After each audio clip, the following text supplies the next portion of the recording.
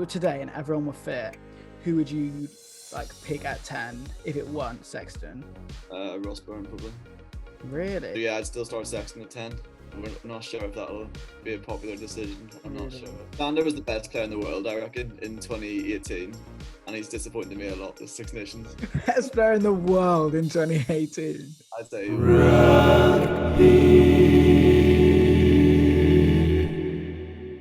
Hello and welcome back to the Much Ado About Rugby podcast, your weekly rugby podcast where we chat about everything rugby.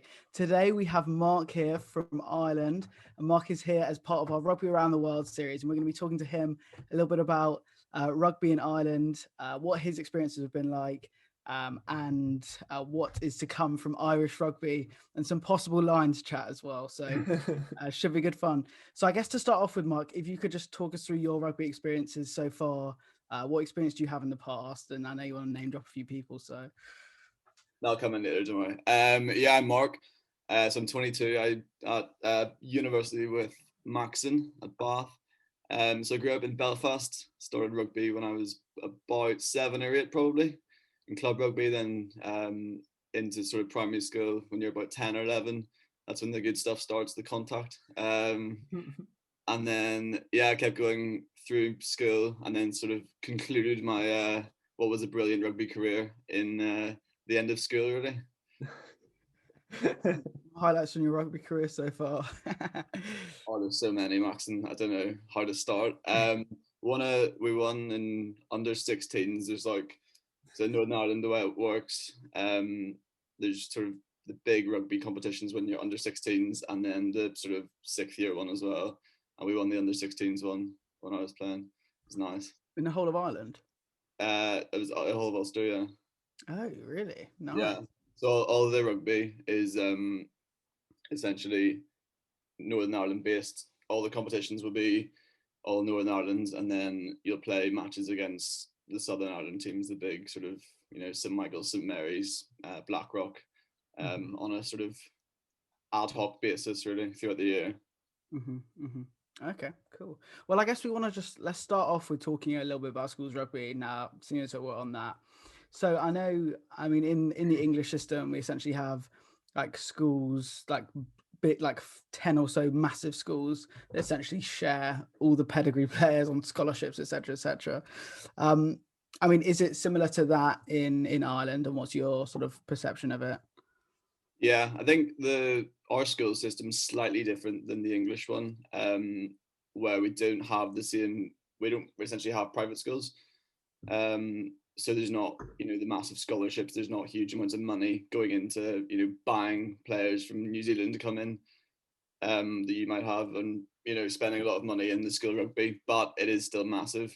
So the way it works is in Northern Ireland, in Southern Ireland, they actually do have private schools, so it'd be probably more similar to yours. In Northern Ireland, there's 3 or 4 really big Belfast schools, and they would be the ones who'd be competing for the Schools Cup, which is the sort of equivalent of, I don't know what you have. What's your NatWest Cup, I think it's called. That's an idea. So there'd be sort of 3 or 4 big schools who'd be competing for that. So I went to one of them. And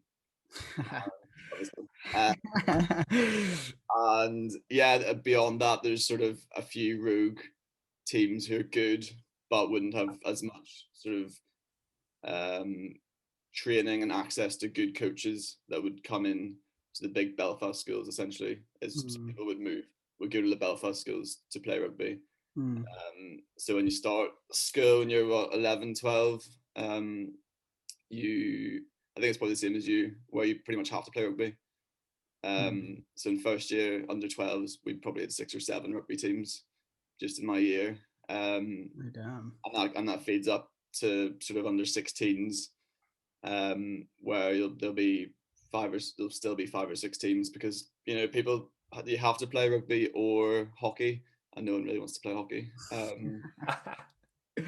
So that'll be rugby for September till the cups all sort of happen in February, March sort of time, and then after Easter would be your cricket or your athletics.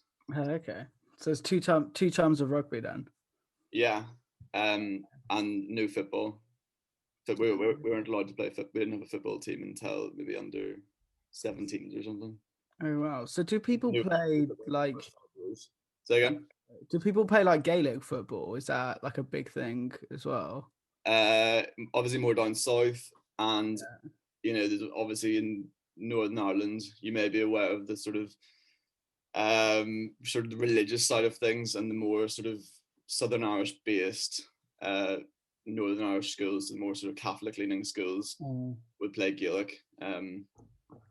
I went to a pretty non-denominational school, I would say, so that the Gaelic wasn't a function of that. But yeah, some people do, but there's not much competition with that in Northern Ireland against rugby. It's not to the extent as it would be down south. Yeah. What? So down south, will they just play that or rugby? Is that essentially how it is? I think so, yeah. And what's the other one? Hurling. Hurling, yeah. With the stick. I've seen it before. The most physical game you could ever imagine, where you're encouraged to hit people with sticks. It's ridiculous. Yeah, it's pretty wild. Is that in terms of Northern and Southern Ireland? Is there quite a big like rivalry kind of between? Because obviously for the Irish rugby in general, you have like it's all of Ireland, but I can imagine there's quite a bit of rivalry between the North and the South. Yeah, yeah. I guess we don't. I probably don't see that much of the rivalry. But I mean, bring it back to rugby. We would go down, and play the big Irish schools 2 or 3 times a year, and yeah, things would probably get heated enough. Really? At that sort of stage, but no, I mean, I don't think there's necessarily I think at the minute it's probably a bit better than it would have been maybe 30 years ago on that sort of side of things. Then in terms with you got obviously in Ireland there's the 4 like regions like academy.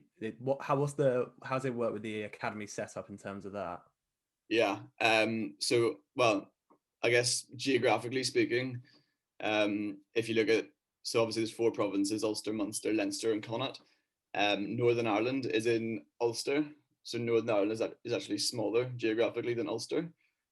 So essentially everyone who plays schoolboy rugby in Northern Ireland will, if they're playing rugby, sort of wanting to play into professional rugby, they'll play into Ulster. And I guess also it means that everyone supports the same rugby team, which is quite nice. Yeah, because Ulster is it's just the way it works. So yeah, academy wise, essentially there's a lot of probably interlink between some of the coaches at Ulster academy level and coaches who coach at the big Belfast schools. So very school interlinked with like the school system. Yeah, so there's Ulster schools and Ulster clubs. Ulster clubs is sort of the club side of club rugby and would feed players into the Ulster Club Academy, but it's much, much less significant and much lower standard than the schoolboy rugby. So the schoolboy rugby is the big thing. So yeah, I think it's probably starts the same as you guys, under sort of 16 sort of level would be the first Ulster Academy sort of entry. So that comes off the back of what I was saying earlier, the under 16s sort of cup thing. That comes off the back of that. So people who are really good, I think, in that would be sort of progressed in, and all the coaches obviously are sort of working between Ulster as well. So the people who the coaches believe are sort of good enough to would be good enough to play into sort of professional rugby at some stage. Or maybe they just want to sort of develop them further with a higher level of coaching with more money, would sort of push that into the Ulster schools level. And that's really in the sort of summer of when you're about 16. So going into 4th form, is that right? Yeah, we call it like year 11. Yeah, so like GCSEs basically, right? Yeah. And then that would work with sort of in they would do a couple of months of training and then play sort of interpros, interprovincial between sort of Munster, Leinster, and Connacht.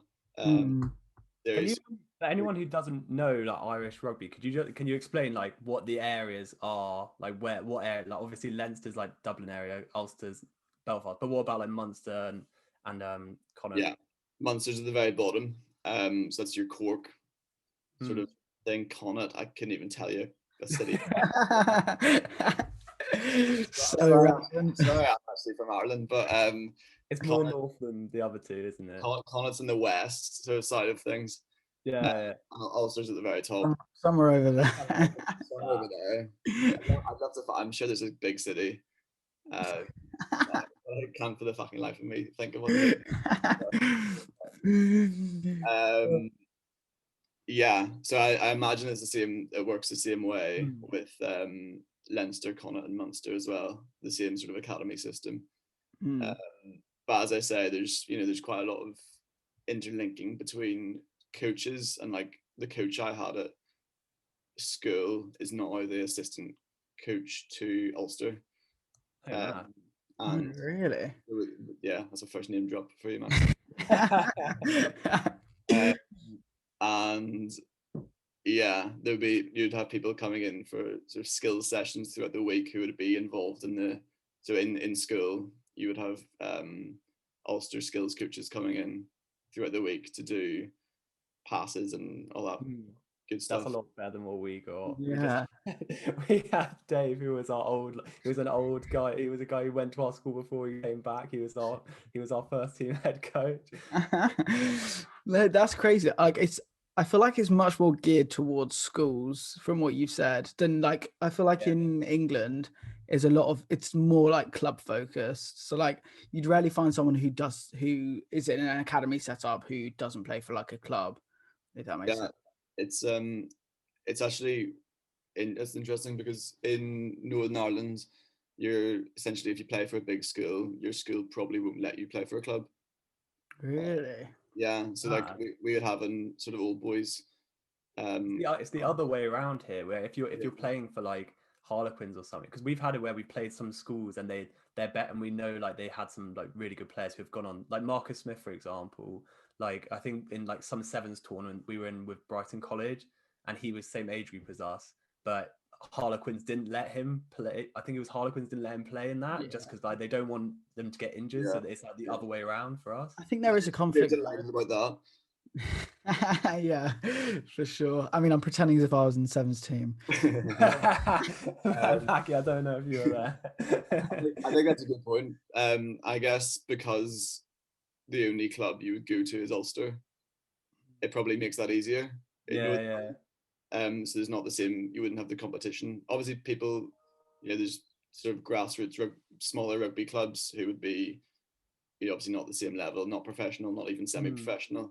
There's other sort of rugby Saturday clubs, but you don't have the same. You don't have how many teams in the Prem? 12. You don't have 12 choices to go to. You essentially only have one. Yeah.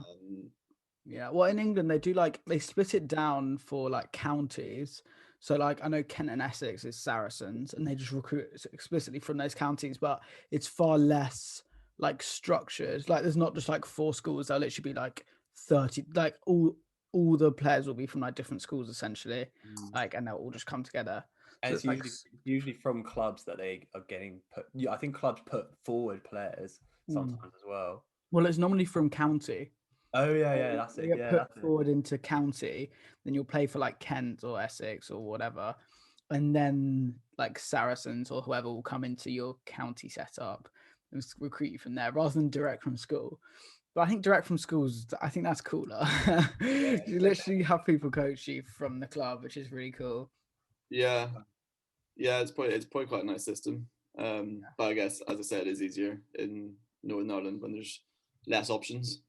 Yeah, definitely. The other thing I wanted to ask about was, so aside from Pro 14, like, do you know what was in place before Pro 14, or like, is there's like a second division of like Irish rugby? I don't know if you know about that. If you know if there is, well, I have. Yeah, there's some. I mean, there's some rugby clubs. There's I can't for the life of me remember what it's called, but there's a few divisions of below sort of Ulster level, of good quality semi-professional rugby. So There's no like relegation system, is there, in the Pro 14? Isn't there? No. Nothing like that. Nothing like that. Okay, cool. not that I'm aware of. Apologies. Yeah. Just a disclaimer. What do you make of the Pro 14 in general?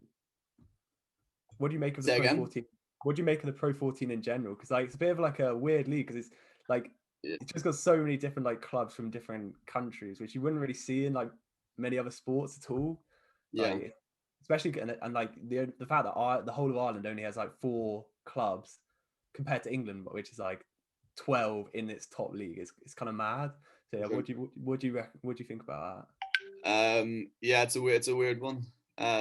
Obviously, it's if you look at the current Pro 14 tables, there's 2 conferences, that? and the 2 leaders of both conferences. It goes Conference A leader is Leinster, and second is Ulster, and then the second Conference B is Munster, and second place Connacht, and then you've got all your Welsh and Scottish whatever teams. I'm not going to say that we should be in a better one, but Ireland teams dominate it quite well. I would say. For sure. And yeah, it's weird. Like there's some teams like Benetton, and some teams like Viso. they're probably not great rugby playing teams. Yeah. And having them consistently in the Pro 14 sort of means that there's a bigger difference between teams in terms of quality. Like if you watch a Premiership game, no matter who's playing, you're probably gonna get a good game of rugby, and you'll probably think, okay, so this team's gonna win. Exeter are probably gonna beat them, or whatever. But you'll still get good game of rugby, and you'll still probably see some nice tries. I think in Pro 14 there's a bigger difference between the clubs. Like if Leinster play Benetton or someone, you're probably expecting an absolute walkover. Yeah, for sure. I think the fact that that Ireland have only the 4 clubs and is like it's just like it's a lot bigger country for rugby than like Italy or whatever. You just get a lot, like I think like in the last Ireland game, like the whole back line was just Leinster for Ireland. So it's some of the teams are pretty much just like a national side anyway, which is kind of ridiculous. Yeah. And the whole Italy team back line was probably Benetton. Yeah. Kind of we were shy. Yeah. But yeah, I feel like that, for Irish rugby, obviously we'll probably talk about this later, but having domestic rugby where you're not having access to playing against really good teams probably isn't a good way to build a national side. Yeah. Do you think it would be better if they were in like a, I don't know, I guess you had all the Irish teams are playing in the Champions Cup, but if there were more, I don't know, ways in which they could have more fixtures against like the top European side, do you think that would definitely have an impact, like a positive impact? Yeah, 100%. Yeah. Like if you watch, I know obviously this will sort of rule the Six Nations out as a bit of an anomaly when it comes to England. I'd love to gloat over the fact that England aren't great at the minute. But having said that, up until this Six Nations, if Ireland are playing England, I'm assuming England are going to win because they have much more physicality and they bring much more drive to the match. And I think that probably stems from the Premiership being, of a higher standard than the Pro 14. And the Irish team, the domestic rugby is great, but when it comes to bringing the physicality up that the Premiership has, England have all that because all the players are playing together and playing against each other, and they knew what to expect. Irish team, as good as the domestic rugby is and as good players as they have, I think have lacked sort of the physicality when it comes into playing big games like that.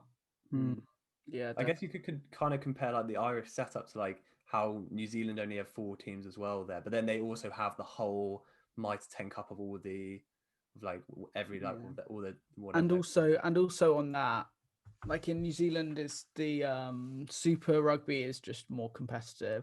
I think. Even though the New Zealand teams dominate as the Irish do in Pro 14, I do think it is more competitive. Maybe they should make it like a competition just for the Irish teams as well, like how they have Super Rugby Aotearoa, but like just that'd be pretty sick. Yeah, that'd be really good. But the thing is with like the Irish rugby, like Leinster, like last season and the season before last, like I remember they were favourites to win the Champions Cup. like, absolutely storming, and then they got beaten by Sarries, I think, in the quarters. And we got beaten by Toulon, I think. Yeah, so it's kind of just like well, Stockdale got stabbed so bad by Colwyn. actually embarrassing. But yeah, I mean, like, what do you think needs to change? Because I mean, they're dominating the Pro 14, right? But they basically can't win European championships. Yeah. Essentially. Like, do you think it is just due to the physicality nature of it? Because even the French team, similarly to English, they have lots of teams, albeit they have lots of imports as well, and so does the English league now. But like, what do you think needs to change in Irish rugby for them to convert to European success and not just Pro 14? Money, maybe. Is there not that much money in Irish rugby? I think it probably pays all right, but it's not. It wouldn't be the same standard as the Prem. And I guess, and I think also people come over. So if you look at Ulster have had some incredible rugby players play for them. Like we had a season where we had Ruan Pinar, Charles Piatoy, Jonathan, like some really who've both gone to Bristol, obviously. Some really big names, but they're sort of coming as like a either end of career or else as a platform to get into sort of UK rugby. So we've had people come in from New Zealand and the like, but never staying that long. There's a few people who will stay, but a lot of them then go into the Prem. So I'm not sure if that maybe needs to be addressed. Also, if you look at Newen, who grew up in England, is going to play in the Pro 14. They'll probably just play in the Prem. And I guess we don't have access to English players either. Is maybe a problem. Billy Burns.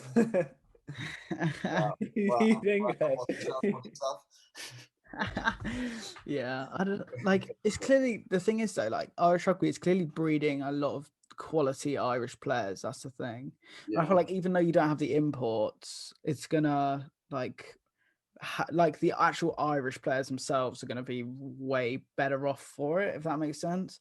But like, I feel like the Prem kind of has a good balance of it, where they have like it's built on. I feel like it's built on English players, but then they just have the international imports. Albeit, I think they're maybe like crossing the line recently with too many imports for the quality of English rugby. But do you really think that imports will actually quality imports will actually change? Like, to be fair, if you look at Ireland, I think Ed especially gets annoyed. Obviously, he's not here today. He would have been, but he always complains about how Ireland have so many like non-Irish players in their team, like Billy Burns, James Lowe, CJ Stander. Yeah, Stander. The what's it called, the other South African like second row. Van der Fleer. Yeah. But I don't know. I don't know if that's just because players like James Lowe, who's never really probably going to get into the All Blacks. There's a lot of Southern Hemisphere rejects. Yeah, who go to the Pro 4, like Duhan van der Merwe. He also did it, but with Edinburgh, and now he's obviously in the Scotland side. And literally left to the Prem as soon as he could. Worcester, which is just ridiculous. Yeah, I do mean there's a lot of, I wouldn't say Southern Hemisphere rejects. You might actually say that.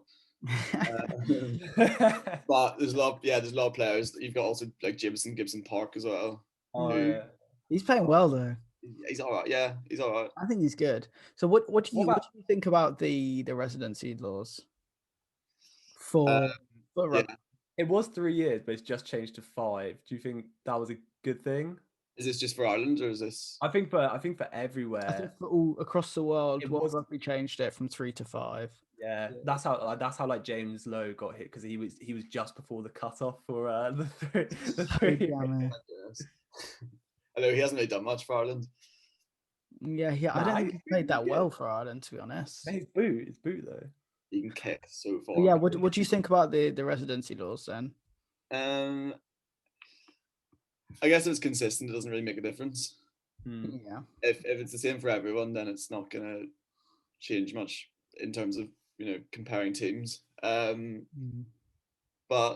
yeah, I mean, it probably is a good way to encourage teams to develop their own sort of home talent, which is obviously a good thing. We want domestic rugby to grow, but it is nice to get the odd Yeah, The odd James Lowe. yeah. Yeah, no, for sure. What do you think? I mean, I'm a big fan of increasing it to 5 years, just because I think like this whole like DTH Van der Merwe situation, it really pissed me off. Like we spoke about it previously, but I just find it stupid Yeah. because he literally just went to Edinburgh just literally solely to get the 3 years, and as soon as he could, he left to the Prem for more money, Yeah. which is just outrageous, I think. But like, obviously, But his you would do the quality. same thing in your position, though, wouldn't you? Yeah, I mean, maybe I would. Like if you're getting paid another 150, 200k, obviously you're gonna move. Yeah. Yeah. I mean, I don't blame him for it. I just think there was like an issue in the rules and the laws of it that allowed that kind of like thing to happen. And wouldn't he have just stayed in Edinburgh for another 2 years and then just done the same thing anyway? But I think if you increase it to 5 years, the actual initial decision to go and do that changes. Yeah. Because it's less of like, oh, I'm just, like, it's just, I imagine if he's thinking about leaving, I think it was South Africa, right? He's like, okay, am I going to go for 3 years or 5 years? Like the framing of that changes quite a lot. Like if you say 5 years rather than 3 years, you're less likely, because 5 years is like half a decade. It's quite a lot of your career. It's pretty much half your career. Yeah. And if you stay at a club for half your career, you probably have much more loyalty to it as well. Yeah. Much less to go off. Yeah. Do you think DTH Van der Merwe would make the South African team based on his current form? It's hard to say. Because South Africa haven't played in like 2 years. What's domestic rugby in South Africa? What's happening with that at the minute?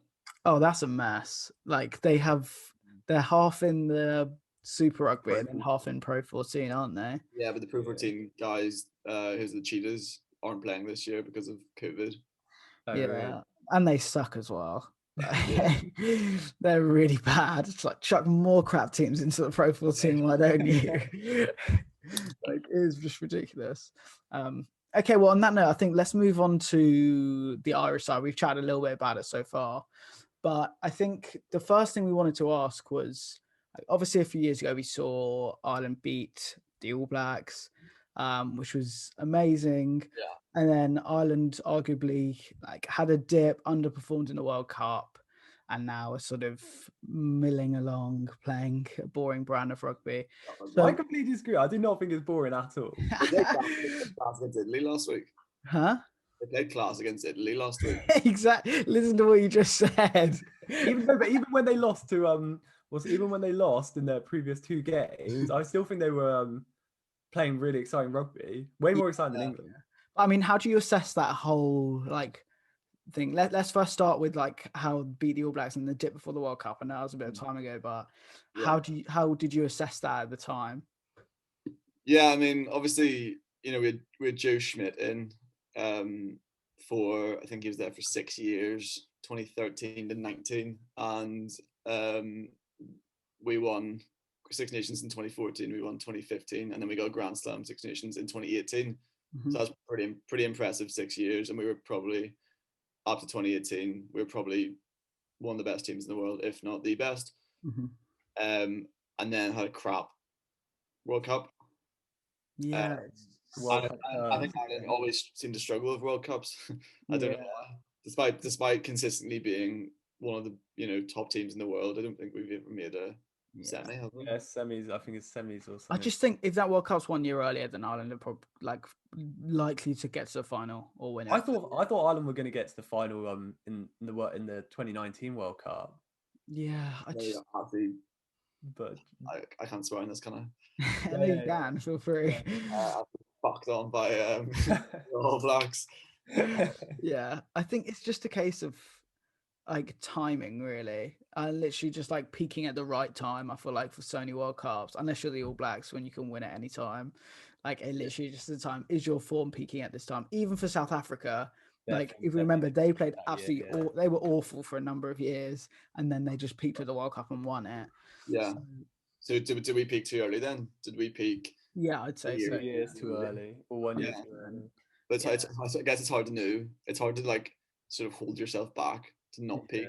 Yeah, I think you do just have to have that mid, like mid-cycle dip, which England, That's are like having right, playing England are having right now, guys. So Well, England peaked in the semi-final, and then we lost. yeah, no, for sure, one game And too then early. from there, we've just been on a slow decline, and now we're coming close to hitting rock bottom, and then we're going to make a bounce Now back. you're saying we, but you're wearing an Ireland top. So where do you sit with this?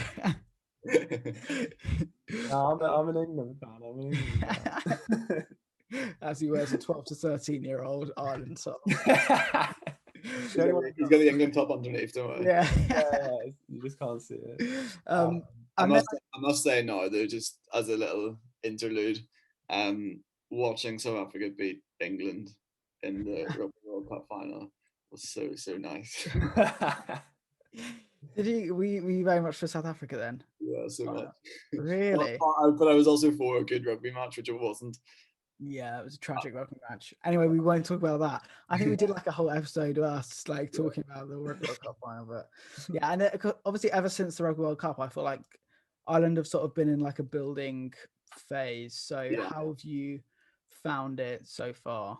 Yeah, I guess you can talk about a lot of different areas, but I'll probably say one of the biggest impacts on the rugby at the minute is the sort of out half sort of conundrum. Where Sexton's, I think he's extended his contract for another year or two, but after that he'll be gone.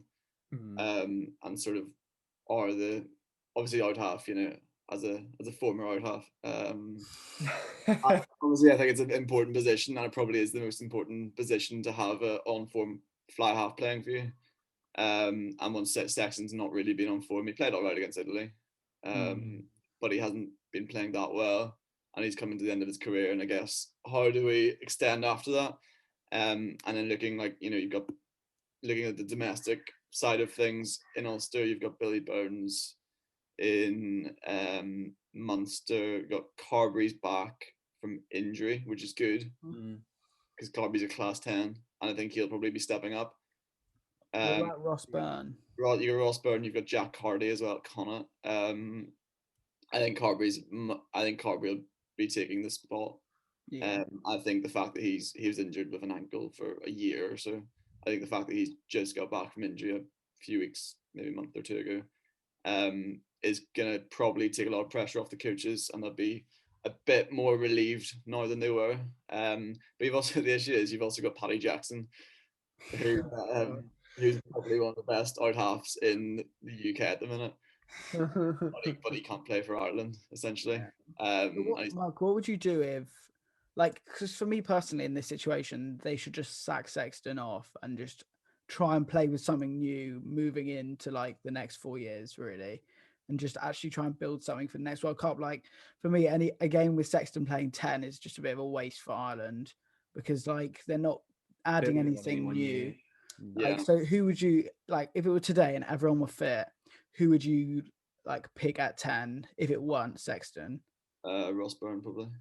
Really? Why? He's all right. I'm not, Billy Burns is all right as well.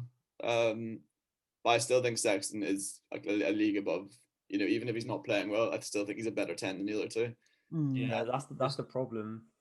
Not even in terms of because they're both the other sort of out halves we have are all really good rugby players. But I think in terms of control, Sexton does control the game really well. I think again that's probably the most important thing a 10 can do is control the game well. And I guess we're trying to bring in a new 9 as well with Gibson Park. What about Cooney? Because obviously you're an Ulster fan. He's class. Yeah, he's been kind of like left out, even though he's been like one of the best 9s in Ireland for a while now. I think the issue is that he's the same. Sexton likes having Murray. I think Conor Murray's a good 9. And they're pretty. I think Murray and Cooney are the same age. I think they're both 31, 32. So there's not really much point in having 2 scrum halves like nearing the end of their careers. So I think I like the look of 28, 29. The younger. I like the look of Craig Casey the other day. He's good. I looked at it. He's like 5'4". Yeah, he's not big, is he? He's actually quite sick. They had him standing beside who was it? He was the sub second row. What's his name? Baird. Tyke Burton. Yeah. And he was like 6'7". Yeah. Had the two of them standing together, and there was literally like a 1.5 foot difference. It's absolutely amazing. Because wasn't there the picture? There was a picture of him like standing at a scrum, and they Yeah, posted it and it's online, and not and everyone edited. thought it was edited because like he just looks so small, but He's- like he's a good player, played though. really well. He's a good player though. He's Yeah, really no, good. for I rate him. Yeah. Yeah. So I'm not sure what age he is, but yeah, it's good to see. I think he's Munster. It's good to see him Yeah. coming on as well. But yeah, I don't know. I think having a good. The issue is then we've got sort of a few good nines, a few good tens, but none of them are playing together. You needed partnerships to grow. And no one that's like absolutely stand out, I guess. Sorry? as well. Yeah. There's no one that's like absolutely stand out. Yes, like a few years ago, it was like there was no doubt whatsoever you're playing Murray and Sexton. Yeah. Like And because they were like the top. They were the top. They were two of the top they were like the best partnership in the world. Like, Yeah. yeah, they're insane. Second's still the best 10 in the world. Oh god. I will be starting for Lions. Well, No, let's move on to that then and talk a little bit about the Lions. So I think, I mean, who is your? You said Sexton's your starting 10. Let's start with that then. Why is he your starting 10? I think everyone's going to be wondering. I have a lot of faith in Sexton. I think he's. Who would you have at 10? Who do I have? I'd probably have Farrell at 10. Sexton's better. God. Why? Why? It's on your TikTok. Why is he better than Farrell? I just think he reads the game better. I think Farrell's a good, maybe a more skillful rugby player, but I still think Sexton controls the game better than Farrell. Mm. And he's probably better kicking out of like open play kicking, which Ireland obviously do quite a lot of these days. So yeah, I'd still start Sexton at 10. We're not sure if that'll be a popular decision. I'm not sure if, I'd rather have Sony people than him. really? I'd rather have Ford. I'd rather have Russell. I'd rather have Good. Farrell. Like, I think if they're going for excitement, it's got to be Russell at 10. That's that. I think that's what everyone wants, just for the flair. Do you think they'll have him on the bench then? Yeah, probably. I I mean, look, ultimately, rugby's a spectator sport, right? So let's give the fans what they want to see, which is exciting rugby with Which Russell. is Finn Russell rubber kicking through. Yeah. Scoring outrageous tries. Who are your other picks then? Well, we'll say, can I say Sexton for the first 50 minutes and then Finn Russell for the final 30? Yeah, that'd be fun. Who are my other picks from Ireland? Yeah. From Ireland, I think Henshaw and Ringrose have had a really, really good, despite Ireland not being incredible, the Six Nations as an understatement. I think Henshaw and Ringrose have consistently played really well. So I'd like to see at least one of them playing. Possibly both. Because I mean, England don't have much in the centre these days, do they? No. Farrell, Henry Slade. We have a big centre problem, I feel, without Tuolangi. Yeah. Yeah, exactly. So Ringrose or Slade? Ringrose. Really? Ringrose is only 24, so. Yeah, I think it's Slade for me. Like Different players, I think. But even so, and then any other Irish players? Hopefully James Ryan. James Ryan, yeah, classic. He's class. Yeah, for sure. And who is the That has been disappointing this Six Nations. Stander? What? Stander was the best player in the world, I reckon, in 2018. And he's disappointed me a lot, the Six Nations. Best player in the world in 2018. I'd say he was, yeah. He's the best. What do you think of Caelan Doris? Except for Sexton, Sexton was the best. DJ Stander was the best forward. What do you think of Caelan Doris? Really good. Yeah, he's class. I think he's Will Connors is good as well. Yeah. Young have a lot of good forwards, to be fair. Like in terms of like their locks and then back row. It's actually quite class. For sure. Yeah. Well, I think what we'll finish on is, so Mark, who is your Lions captain? Can I say Sexton? Oh no! Oh, I guess worse. I wouldn't say Sexton. I don't know. I up until last week I would have said maybe a 2G, but then he gave away like 6 pens last week, didn't he? Which isn't a very captaincy thing to do. I'm gonna say Sexton. Oh God, he's staying with it. It does just get worse and worse. Oh God. Okay. All right. Cool. Well, I think that's all we've got time for today. But thank you so much for coming on, Mark. It's been really great chatting to you about Irish rugby. I actually think you probably got less of a biased Irish opinion than Malachi. So, like, what do you mean? Thanks for that impartial, a bit more of a balanced opinion. You're very welcome. But thanks for having you. Thanks for coming on. It's been really great having you on. And if you've enjoyed this episode of Much Ado About Rugby, be sure to like and subscribe on YouTube, and follow on Apple Podcasts or Spotify. That's where you are listening. It was great to have you on, Mark, and we will see you all in the next one. Bye. Rugby.